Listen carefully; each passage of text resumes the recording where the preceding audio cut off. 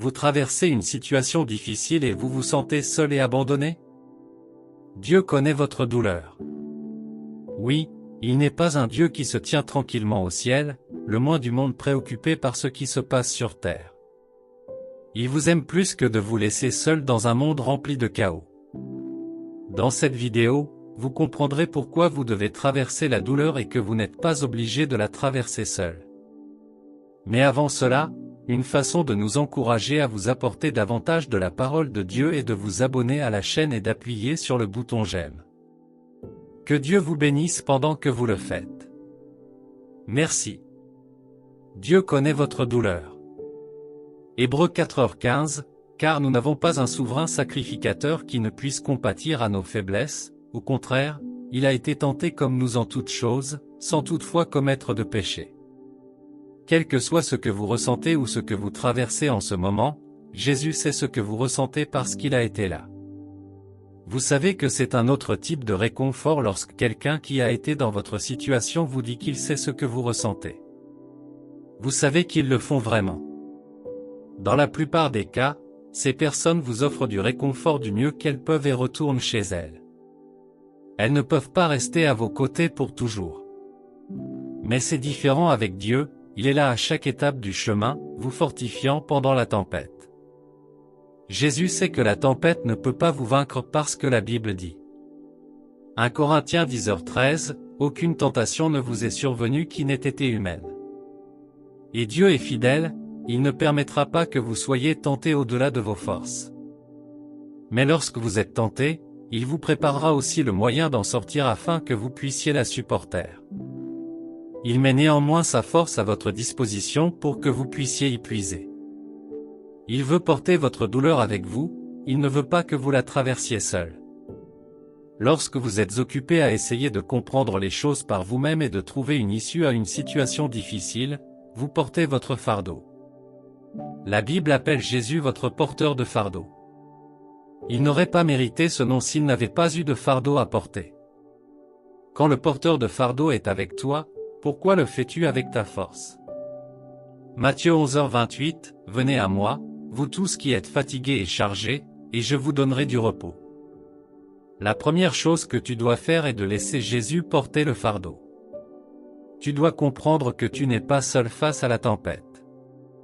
Jésus est dans le bateau avec toi, c'est lui qui dirige le bateau tandis que tu es le passager. Ne panique pas, permets-lui de t'emmener vers la meilleure destination que tu puisses jamais atteindre dans la vie. Lorsque tu remets la douleur, le fardeau et les difficultés, il te donne sa paix. C'est l'état où tu as une paix totale malgré le chaos. Sa paix te permet de regarder ce rapport médical négatif et de rire. Tu peux regarder tes factures et te réjouir. Tu peux voir ces papiers de divorce et sourire parce que tu sais que Jésus est dans le bateau avec toi. Il sait à l'avance que tu seras dans une telle situation et il a prévu un moyen pour que tu puisses échapper à la misère. La paix de Dieu est l'un des trésors avec lesquels tu ne devrais jamais plaisanter. Le diable sait qu'un chrétien qui comprend cette paix est complètement libéré de lui. Tout ce que fait le diable, c'est déclencher une fausse alerte pour vous rendre agité, confus et déprimé. Une situation dans laquelle Dieu a l'intention de vous enseigner une leçon et de vous préparer à un but devient la raison même pour laquelle vous vous détournez de Dieu parce que vous avez permis au diable de gagner votre esprit. Mais lorsque vous trouvez la paix de Dieu, votre cœur devient trop connecté à Dieu pour croire à une autre voie que la sienne. Cette paix est l'aura de Dieu qui déteint sur vous lorsque vous maîtrisez le temps passé en sa présence. C'est pourquoi vous devez rendre le temps passé avec Dieu aussi indispensable que l'inspiration et l'expiration. Votre douleur n'est pas un accident. La plupart du temps, vous préparer à la prochaine saison de votre vie peut inclure des situations qui sont naturellement gênantes pour vous, vous faisant ressentir de la douleur. Avez-vous remarqué que l'inconfort attire votre attention plus que le confort? Lorsque tout se passe comme vous le souhaitez et que vous avez tout ce dont vous avez besoin, vous devenez désinvolte face à la vie et ne voyez pas la beauté des petites choses. Vous ne voyez pas grand-chose dans la capacité de vos jambes à supporter le poids de votre corps jusqu'à ce que vous commenciez à ressentir de la douleur à cet endroit. Lorsque vous ressentez un petit mal de tête qui vous empêche de sortir du lit, vous commencez à apprécier le don d'une bonne santé. La douleur peut être là pour attirer votre attention et vous ramener à Dieu. La Bible raconte la parabole d'un fils qui a demandé à son père tous ses biens et qui, après cela, a quitté la maison. Au début, il s'amusait et dépensait tout ce qu'il avait. Lorsqu'il a commencé à ressentir le manque, il s'est retrouvé abandonné et n'avait aucun ami sur qui s'appuyer. Son cœur aspirait à rentrer chez lui. Vous êtes peut-être dans une situation où vous avez oublié votre source.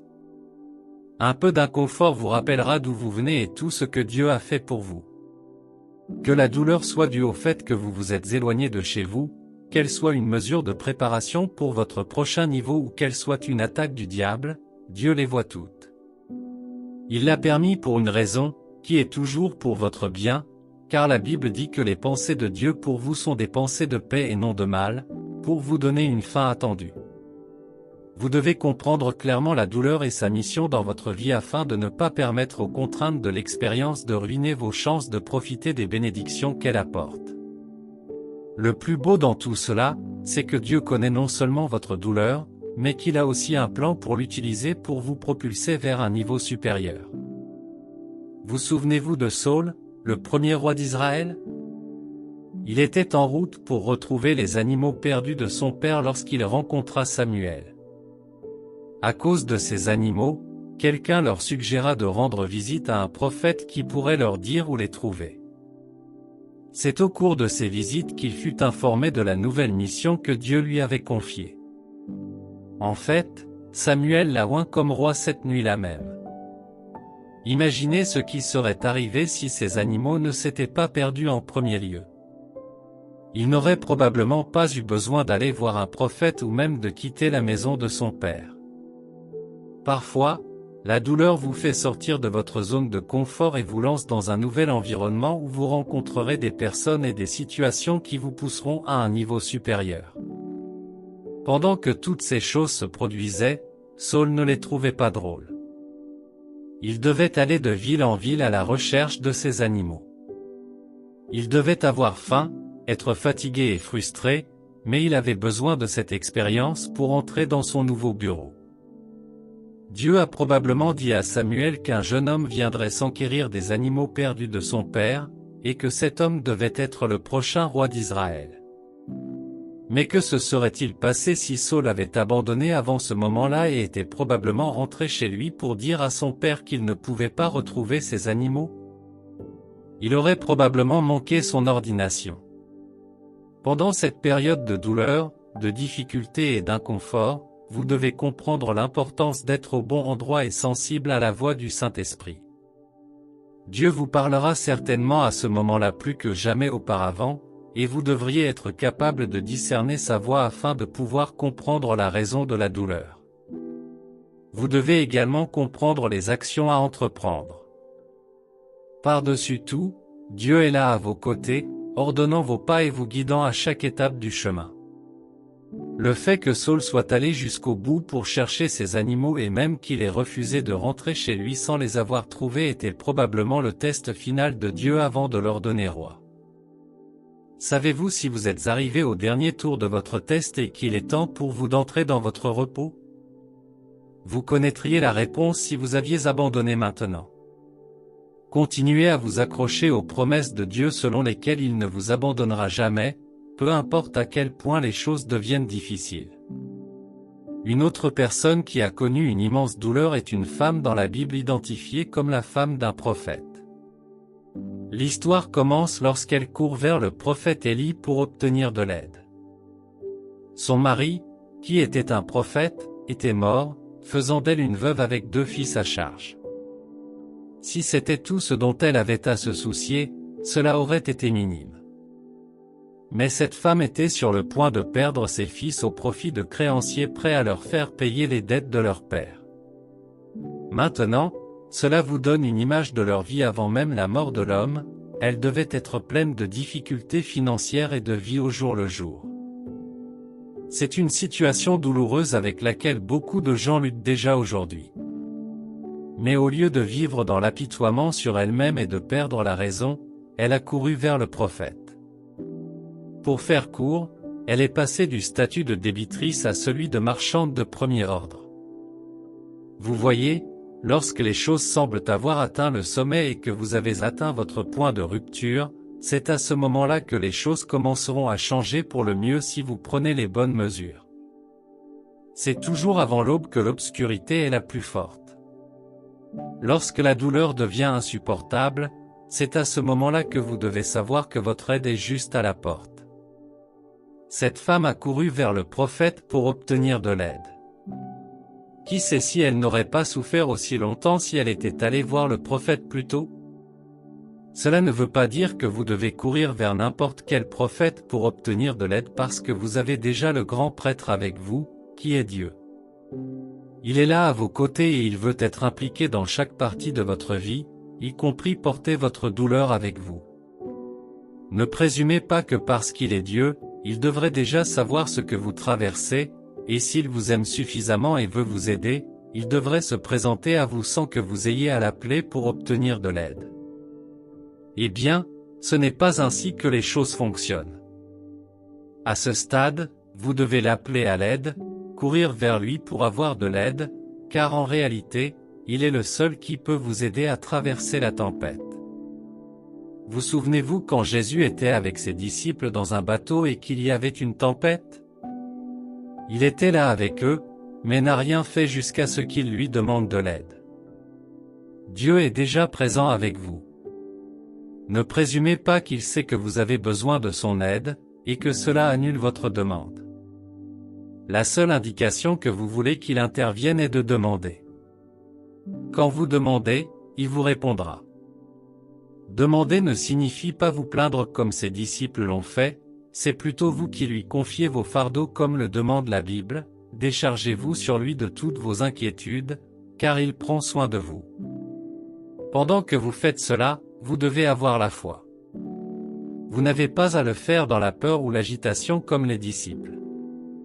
Souvenez-vous qu'il les a réprimandés pour leur manque de foi. Avez-vous foi en Dieu pour transformer votre douleur en témoignage? Croyez-vous en sa parole selon laquelle tout concourra à votre bien? Toutes les choses mentionnées dans ce verset ne se limitent pas aux bonnes choses. Il couvre toutes les choses.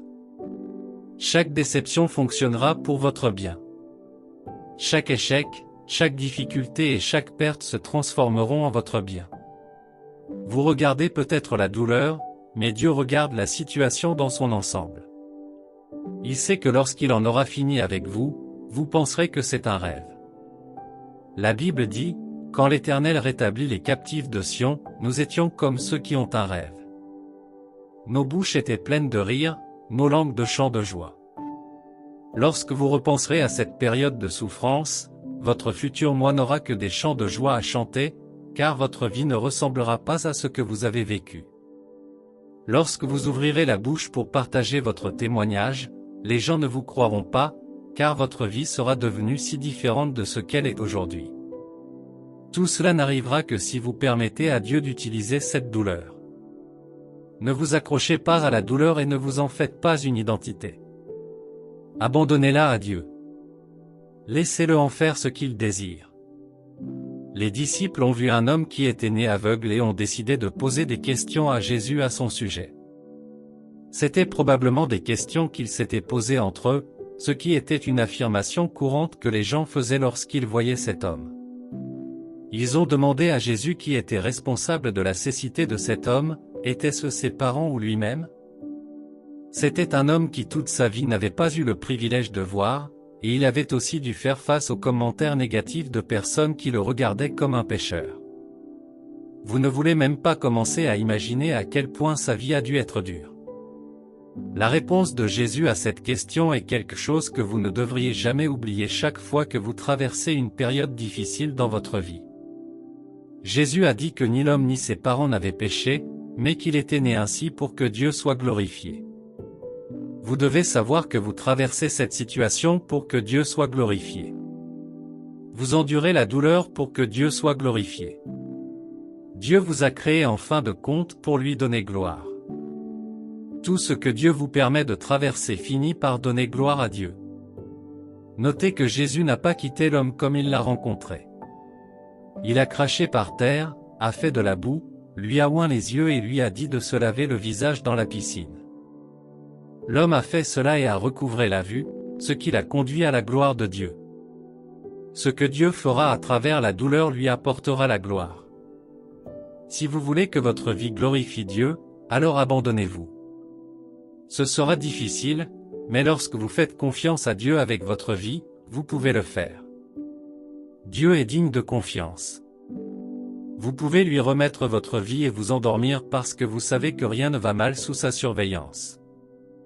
Il vous aime trop pour vous permettre de traverser quoi que ce soit qui vous détruirait. Il ne vous permettra pas d'entrer dans la fosse au lion s'il n'est pas là. Vous ne traverserez pas ce feu s'il ne peut pas vous empêcher de vous brûler. Dieu a prouvé à maintes reprises, à partir des Écritures et de la vie des saints contemporains, qu'il s'intéresse à tous les domaines de la vie de ses enfants.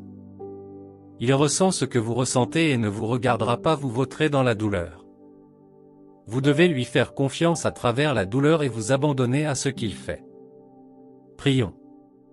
Père, je t'appelle Père parce que tu es vraiment un Père. Je sais que tu t'intéresses à tous les domaines de ma vie et que tu ne me permettras pas de traverser quelque chose que je ne puisse supporter. Je sais que même lorsque je traverse la vallée de l'ombre de la mort, tu es avec moi, me montrant le chemin et veillant à ce qu'aucun mal ne s'approche de moi. Je sais que tu te soucies de moi et que tout ce que je traverse finit toujours par bien se terminer pour moi. Je prie pour que tu me donnes la grâce de supporter la douleur. Je m'abandonne à toi maintenant parce que je n'ai aucun pouvoir personnel pour traverser cette tempête. J'ai renoncé à essayer de comprendre les choses par moi-même ou à penser que je pourrais gérer la situation avec ma force. D'autres peuvent faire confiance aux chars et aux chevaux, mais je choisis de te faire confiance. Je sais que tu ne peux pas décevoir ceux qui te font confiance. Aide-moi à ressentir ta présence même dans les nuits les plus sombres. Je saurai que tu es avec moi et que tu ne permettras pas à la douleur de me détruire. Je prie pour que tu te glorifies à travers ce que je traverse. Cette douleur accomplirait le but pour lequel tu l'as envoyée. Je deviendrai une meilleure personne, prête pour des choses meilleures et plus grandes. Donne-moi le courage d'accepter les situations de la vie, et non de me recroqueviller sous la peur ou la panique. Je ne fuirai pas les situations auxquelles je dois faire face. Garde-moi ancré en toi par la puissance de ta parole. La Bible parle de deux types de maisons qui ont connu une grande tempête. L'une est tombée et a été détruite, tandis que l'autre est restée solide. Aide-moi à ne pas tomber sous le pouvoir de la tempête. Je veux rester debout malgré tout ce que la vie me réserve. Seigneur, rien n'est trop difficile à faire pour toi. Tu peux transformer la nuit en jour juste par ta parole. Je prie que la puissance de ta parole transforme mes souffrances en bénédiction. Comme tu l'as promis dans Ésaïe 61, 7, au lieu de ta honte, tu recevras une double part, et au lieu de l'opprobre, tu te réjouiras de ton héritage. Ainsi, tu hériteras d'une double part dans ton pays, et tu auras une joie éternelle. Que ce soit ma part. Merci, Père, car je prie au nom de Jésus. Amen. Si cette vidéo vous a béni, partagez-la avec d'autres, aimez-la et commentez. Surtout, n'oubliez pas de vous abonner à la chaîne. Que Dieu vous bénisse.